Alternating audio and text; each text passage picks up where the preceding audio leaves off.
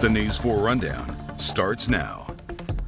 It's Thursday. Always great to have you here with us. I am Joseph Olmo, and we have got a little bit of everything tonight. We all know the Commanders will one day return to Washington, D.C., but how are tens of thousands of fans going to get to RFK Stadium for games?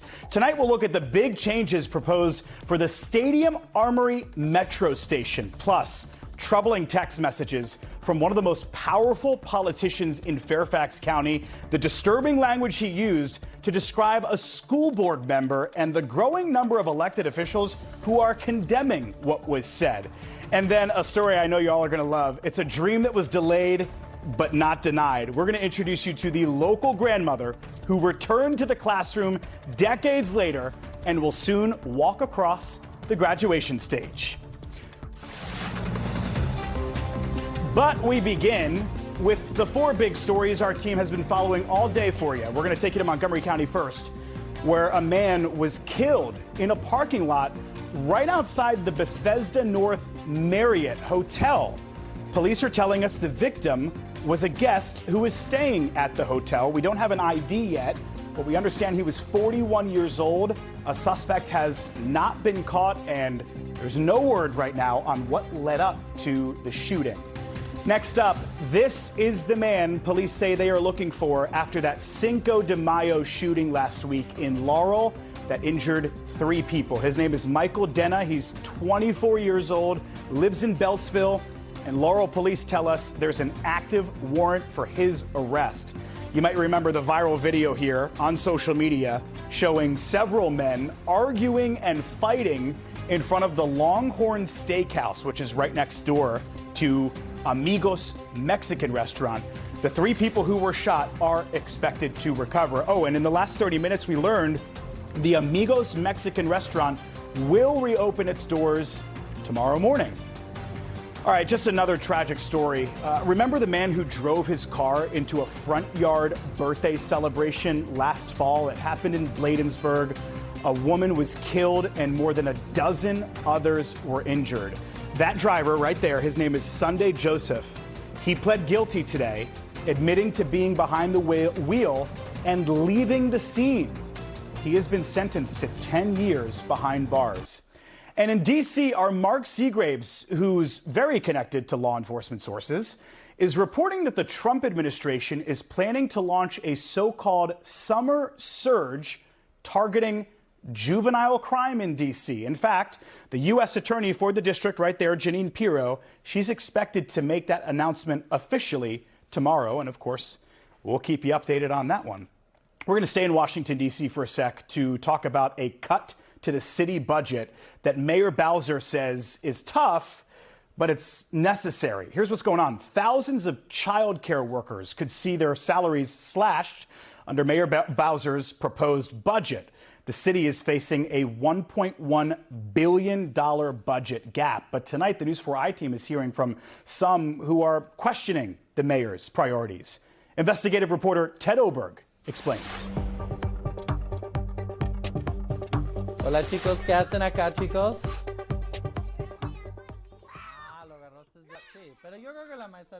We're learning about shapes, colors. Right on. I mean, I would imagine you can see lights turning on. Oh yeah, oh yeah. 8 that it was bepped out. Okay, I just. Yo lo quiero conocer. ¿Eh? Thank you. Que iba aquí para que los carros puedan ir hasta arriba.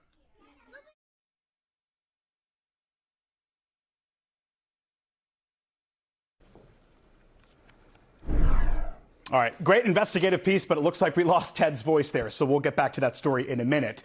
You know, we are still a few years away from the Washington Commanders actually playing in Washington, but already the people in charge at Metro say it's time to get to work.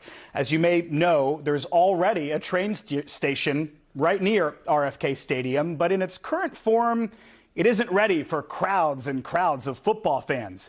And as News 4's transportation reporter Adam Tuss is about to tell us, the Stadium Armory Metro Station needs some major upgrades.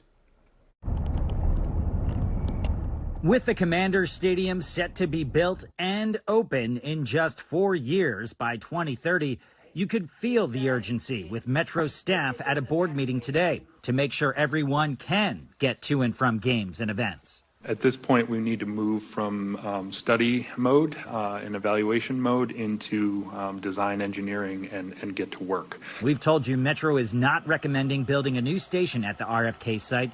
Instead, they want massive upgrades to the existing Stadium Armory station, which already serves the blue, orange, and silver lines. Essentially, Metro says they have to double the capacity of that station to handle upwards of 30,000 plus riders before and after games. New elevators, escalators, fare gates, wider entrances, mezzanine walkways that better distribute riders across the Stadium Armory platform, not to mention a new rapid bus line called the Gold Line that would go from the stadium site and connect directly with Union Station. It's the equivalent of a transit construction 2-minute drill. Your anxiety about this is our anxiety about this, and I don't want to commit to something we can't deliver. And I will say it's great to have the stadium, but if people can't get there or the experience, Tom showed a picture of MetLife Stadium and our partners up in New York. When they hosted, it was really, really bad, and it ended up distracting and taking away from the amazing event. He says Metro will have to run at full speed to get this accomplished.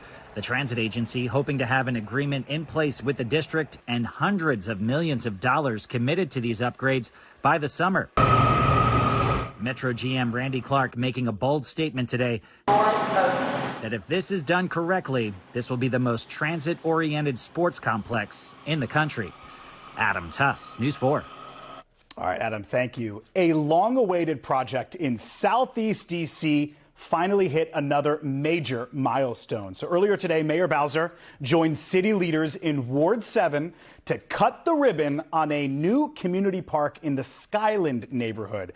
As News 4's Mark Seagraves reports, the grand opening of the park signals the final phase of a massive redevelopment effort that's years in the making. Skyland here in Ward 7 offers some amazing views. For decades, district officials and developers tried to revitalize this area. Years ago, a deal to bring Walmart to the community fell through and the project stalled. But 10 years ago, the Bowser administration jump-started a new development project that has brought a new grocery store, bank, and other retail, as well as hundreds of housing units. Today, the final piece of the project was open to the public. A new community park dedicated to Ward 7 community champion Karen Lee Williams, who passed away on Christmas Day in 2022. This used to be just a strip mall over 20 years ago. And in those 20 years, working with the developers, we have been able to bring this to life. It's a wonderful development. And having this park named in her honor is just wonderful. This park and the townhomes makes it all real. This is the largest development in Ward 7 in years. Now, RFK is going to dwarf this, but right now, this is a wonderful addition to the neighborhood. In addition to the new community park, these new townhomes are ready for families to call home. We are just grateful to everybody involved for keeping their promises, to not giving up when the going got tough, and at the end, delivering a beautiful project for Ward 7. The district invested $40 million into the Skyland redevelopment. Decades in the making, it's now a crown jewel in the Ward 7 community. From Skyland, Mark Seagraves, News 4. What a day for Ward 7, and those townhomes look absolutely gorgeous. Hey, the News 4 Rundown will be right back. Here's a look at what else we have in store for you. Still ahead in your weekend scene, everything from delicious street food to a celebration of theater and how you can get down on the farm while the ponies run in Prince George's County. I'm Tommy McFly. It's all on the way on News 4. Yeah, a lot of cloud cover and very cool across the area today. Temperatures nearly 15 degrees below average, but this system moves out. I'll show you what's moving in for your Friday and your weekend coming up next.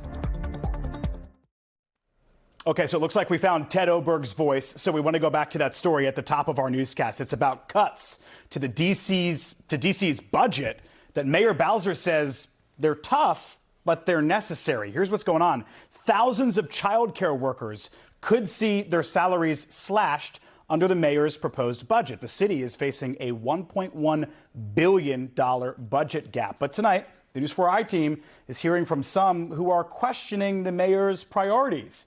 Investigative reporter Ted Oberg has that for us. Hola chicos, ¿qué hacen acá, chicos? To hear Oscar Flores tell it, teaching these D.C. preschoolers is the best decision he's ever made. We're learning about shapes, colors. Right on. I mean, I would imagine you can see lights turning on. Oh yeah. But Oscar says he may have to quit this job he loves because of choices D.C. Mayor Muriel Bowser made in her proposed annual budget. Oscar could work in Gaithersburg, where he lives, but instead commutes all the way to D.C. because of a subsidy the district offers its childcare workers. For him, it adds nearly $10,000 to his salary every year. For those with advanced degrees, the subsidy could be as much as $25,000. It's the reason why I'm able to come all the way down here, you know. He's talking about D.C.'s Early Childhood Educator Pay Equity Fund, a first-of-its-kind program launched 4 years ago to boost child care workers' pay across the district. The goal is to pay qualified workers, some who have college degrees, livable wages so they don't lose them to higher-paying school districts. But this year, the mayor eliminated the fund in her budget proposal as she seeks to close a $1.1 billion budget gap. In an April budget hearing, she did call the program laudable. But it does not respond to what people are saying. We want more quality spots, and we want them more places.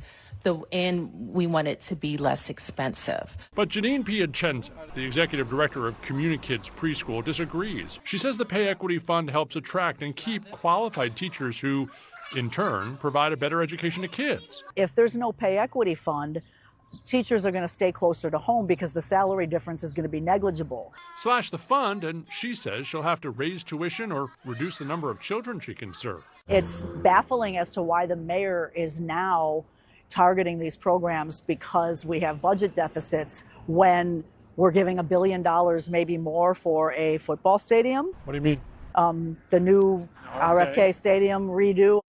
Oh, yeah, that. This year, D.C. is paying millions and millions of dollars out of an eventual $1.1 billion to help the Commanders build a new stadium here at the RFK site. Why do you connect the two? Well, because where are our priorities? We took that concern directly to the mayor last month. Well, if you're suggesting that we shouldn't create thousands of jobs and millions of dollars of economic development on the banks of the Anacostia River, I mean, I don't even think that's a serious question. District leaders have pushed back on criticisms like Janine saying you can't just move money around like that the city budget has really two separate pots.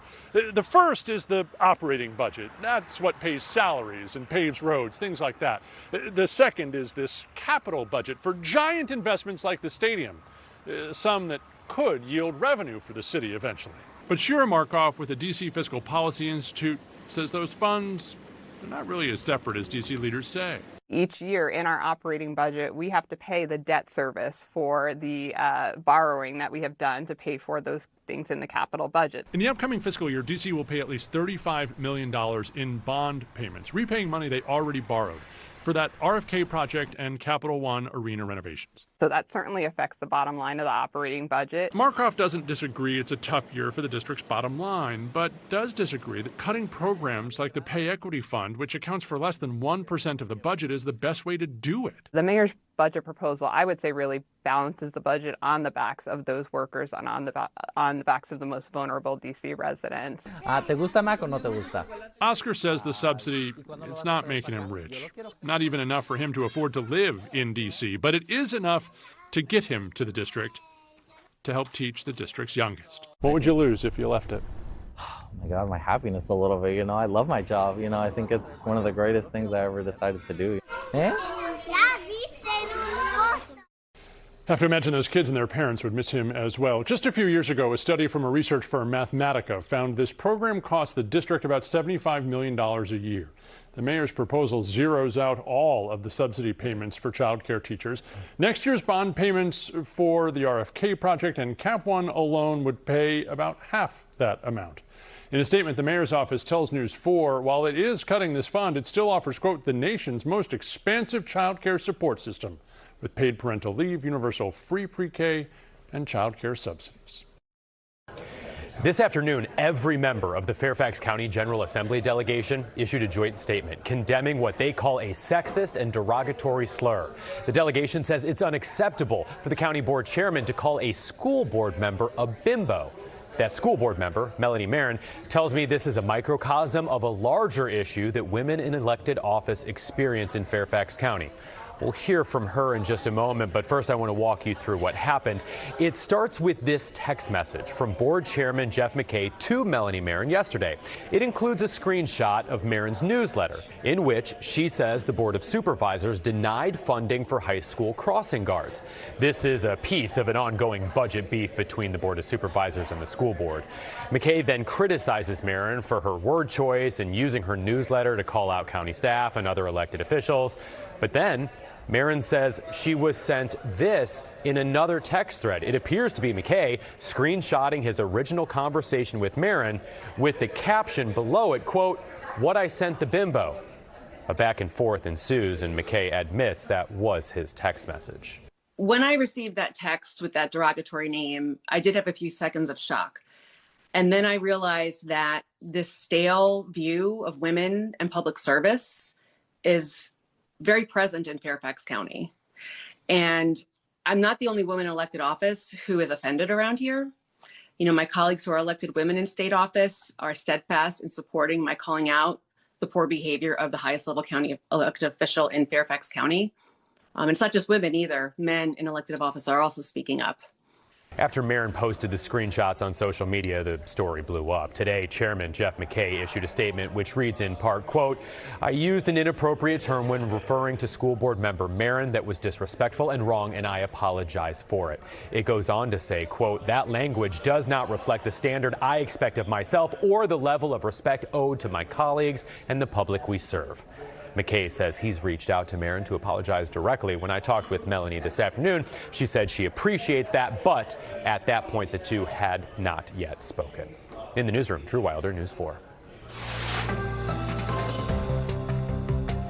Doug's two favorite words in his vocabulary start with F, and no, they're not what you're thinking. Fantastic Friday, which we're going to have, right? Yeah, if you know me well enough, you know that. Fantastic Friday for sure. And then we got a sensational Saturday, a super Sunday. And I could go on. Keep because on going. The weather gets better. Marvelous Monday. That's if you like temperatures in the 90s. Yeah, because we got that coming our way. Out there today, not 90s at all. As a matter of fact, we were 30 degrees cooler than where we're going to be on Monday. Kind of hard to believe. High temperature today of only 63. Right now we're down to 59. Still seeing some breezy conditions. So it's a really cool, if not chilly night across the area on this Thursday. We're looking at 55 Frederick, 58 degrees right now in Manassas, 54 back towards Martinsburg. Most of you will fall into the 40s tonight. So it is going to be a chilly night and a chilly start to the day tomorrow. We saw a couple of sprinkles trying to work their way on through. Didn't amount to much. I mean, really just enough to get the windshield wiper maybe going once or twice.